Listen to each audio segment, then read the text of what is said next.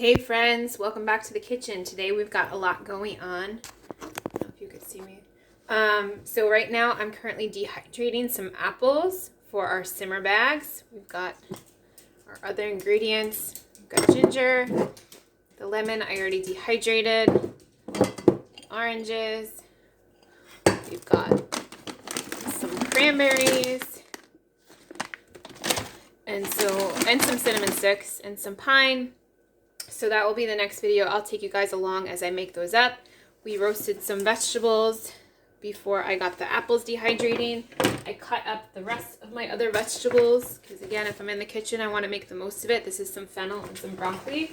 So when the apples are done, we will just rotate and we will move the fennel and the broccoli onto the sheet pan and roast it with tonight's dinner, which is leftover roasted chicken. So what's on the agenda for today? Well, I thought I was going to make bombs, and that didn't happen because tomorrow is the first full moon of 2024, and I typically make bombs only on the new moon and the full moon unless I'm in a really dire situation and I need to make them for an order for the Etsy shop. I'm just going to give Bee some of those remnants of the roasted broccoli because she loves that. So today it's raining. It's not snowing, it's raining, but it's chilly, and I was just down by the water.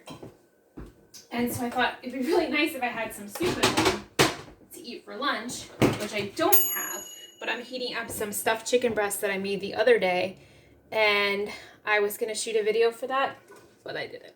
So today we're going to make some white bean. It would be white bean and kale soup, but I don't have kale. I have spinach to use, so we're going to use spinach because I didn't want to go out into the rain and get the kale. So I'm going to kind of make it up as I go along because I found a recipe that I think I had used before. I think I liked it. It's hard to remember, right? Like, did I make this already? Usually what I do is if I made it already, I print it out. And so then I know that I liked it because I printed it out. So what I'm going to do is I'm going to cut up 2 carrots. I'm kind of cleaning out the fridge. Whatever needs to be used is going to go into this soup. And I had some beef broth that I had opened up to make our short ribs last night.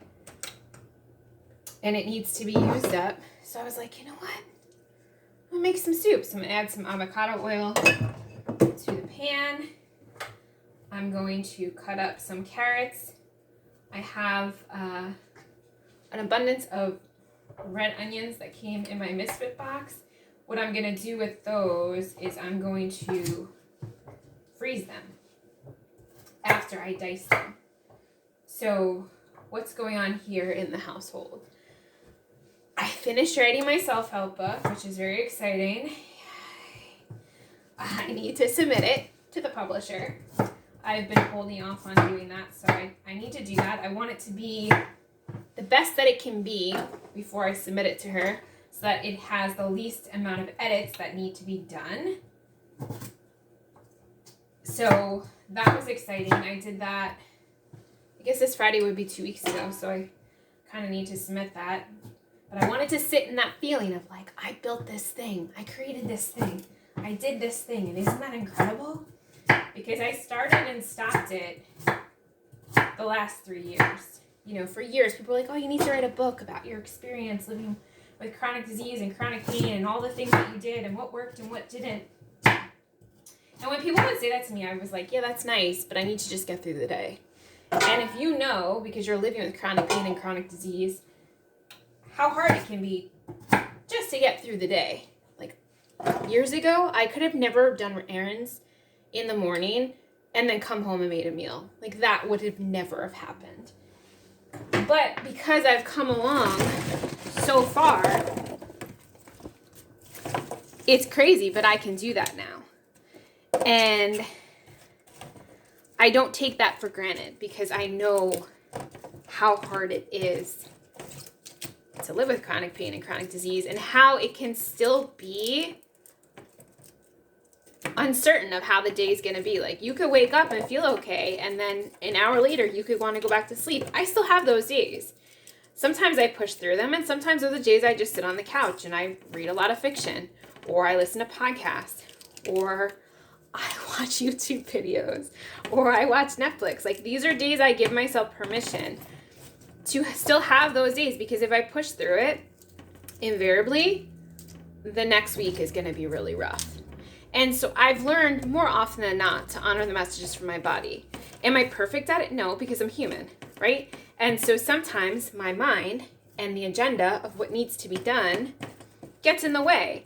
But what I've been really good about for probably the last 3 or 4 years is really prioritizing, like, what needs to be done, like what is essential. So I'm chopping these pieces up.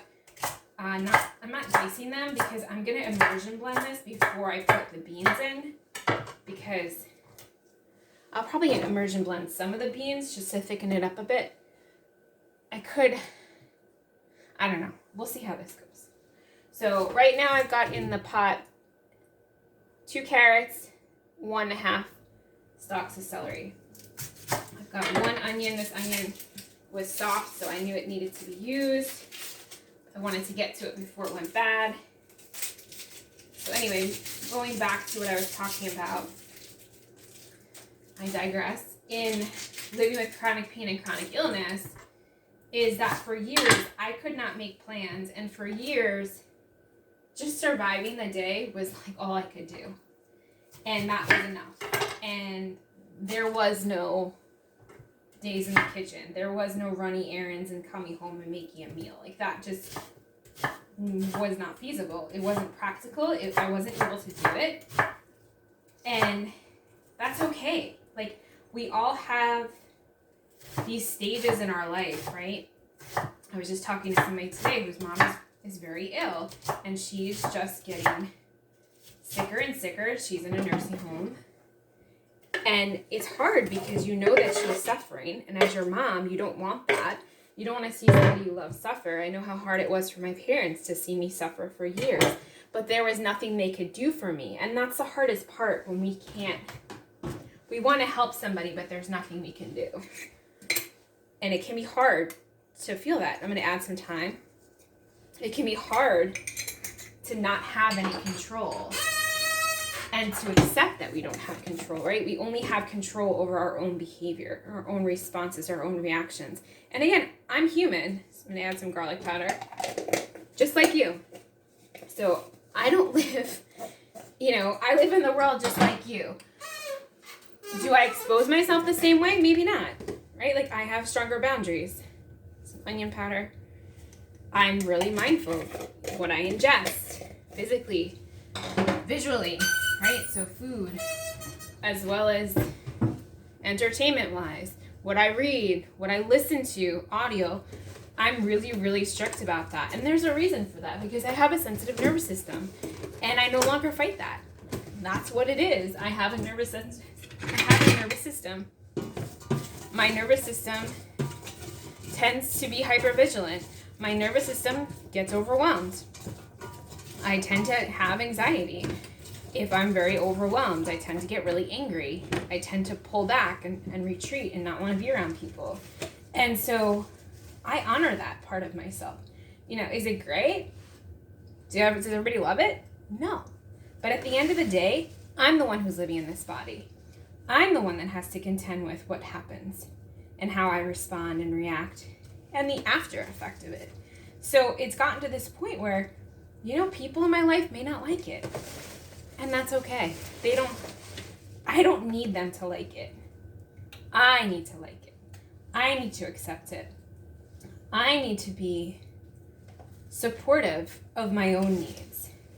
When I was living up to everyone else's expectations, have the good job, get married, buy the house, have the kids. We did not have kids because I was sick. And, I'm grateful for that, because I was not able to take care of myself. And if I had the extra stress and pressure of having to take care of something that was completely wholeheartedly dependent on me, that would have not worked. I would not have been able to do that. And that would have just stressed me out more, and it would have made my condition that much harder. So I feel for people who have kids who are living with chronic pain and chronic disease. I don't know what that's like because I had a puppy and that was a lot. So I understand the struggle. I live it every single day still. Is it to the same magnitude? No, because I've done a lot of healing around it. And that's not just mentally, because I talk about this a lot in that it's more than just mindset work. It has to be a whole mind, body, spirit approach. And for a really long time, it was just mind and body for me. And I was like, why is this not working still? Why am I still struggling? Why is this still so hard? Why am I still not feeling good? Why is this protocol not working? Why? And when I stopped to question the why, it really didn't dawn on me that I was still missing a component. I just felt like, why am I being punished? Like, what am I still doing wrong? What am I still missing? And what I was missing was that support, was asking for help, and trusting that when I asked for help, it would be given to me. Now I'm going to stop right there. This is where we try to dictate what the support should look like. It should come from my spouse. It should come from my parents. It should come from those people who are supposed to love me no matter what. And that might not be true. They may love you, but they may not be able to give you the support that you need. And so when we still try to control what that support is supposed to look like, what it's supposed to feel like, how it's supposed to happen, we're still in that manic healing mindset of, let me do everything up here. We're still not dropping into the body. So even though I thought I was still connecting the mind and the body, there was still this disconnection because I didn't feel safe to ask for help. Because in the past, all the people who I'd asked for help from could not meet my needs, could not assist me in the way that I needed. And the way that they tried to help me did not feel good to me. It felt suffocating. It felt wrong. It felt like this is not what I need, but I did not know how to express that. And so I would begrudgingly accept it, but it felt like more work for me because then I had to explain exactly what I needed, and because I didn't know what that was and what that looked like, it just aggravated everybody. It just made the situation that much more stressful for everybody involved.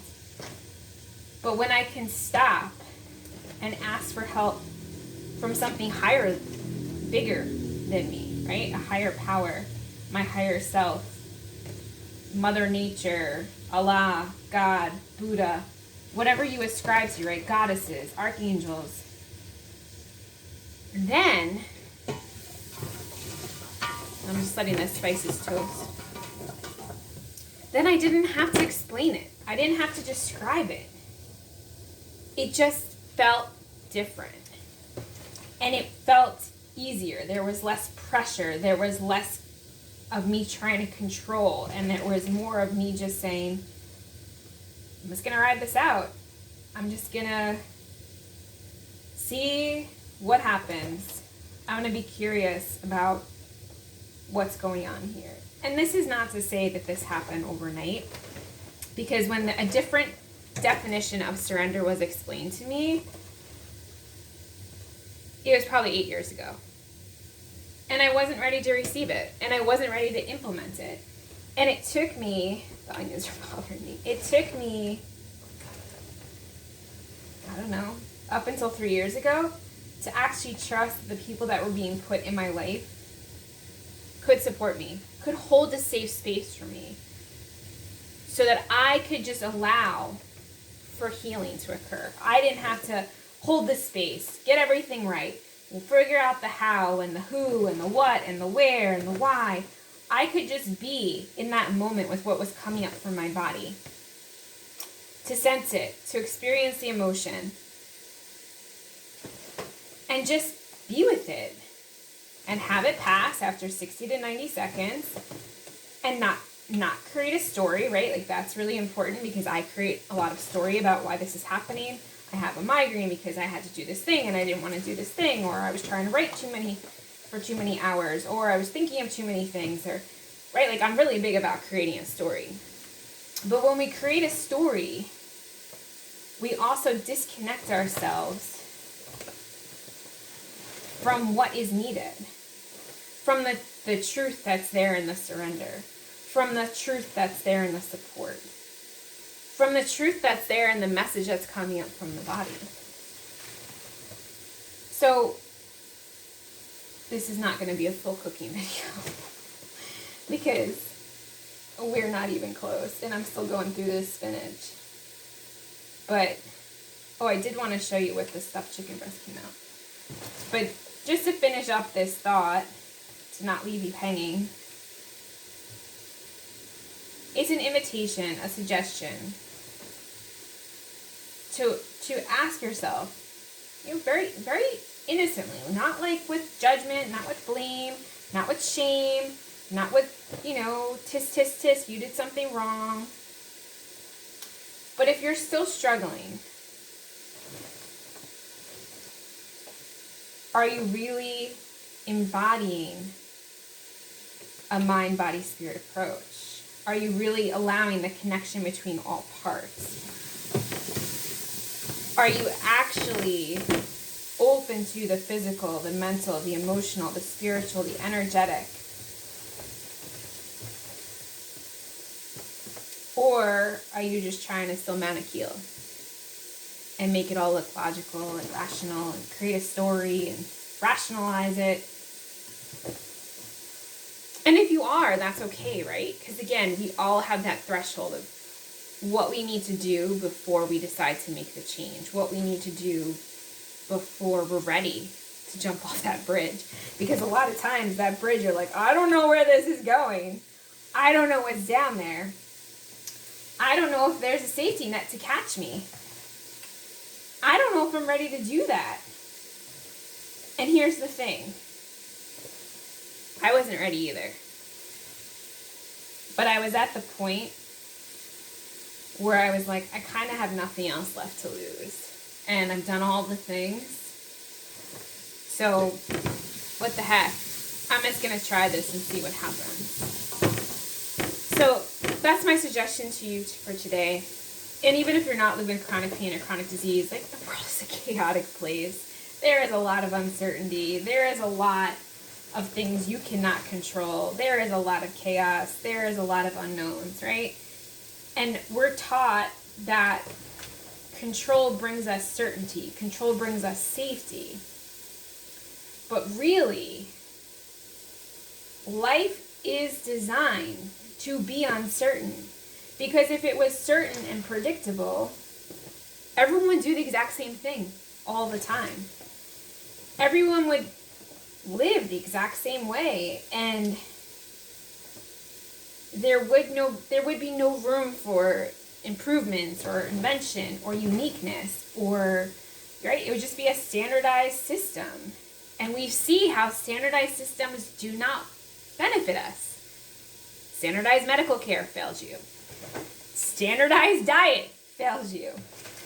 Standardized approach, there is none because we're all different. So that's my food for thought today as I'm sitting here having this conversation with you as I pick through my spinach. What could it look like? What is something different that you can do? Because remember, different is not bad. It's just something that you've never tried before. What is something different that I could do? How could this look different? Right? And don't focus on the how, because you're not supposed to worry about the how, blah, blah, blah, blah, blah. Everybody says that. But sometimes you need to think about the how. How am I living? Am I living intentionally? Am I living in a way that feels authentic to me? Am I living in a way that feels good in my body? Or am I living in a really constructive way, in a way that doesn't feel good to me, in a way that causes more pain, whether that's emotional or physical? Am I living in connection to Mother Earth? Am I living in connection with her cycles? Do I have ritual? Or am I stuck in a routine which is very rigid and keeps me from expanding my outlook, my perspective, allowing for curiosity? And with that, that's what I got for you guys today. See you next time.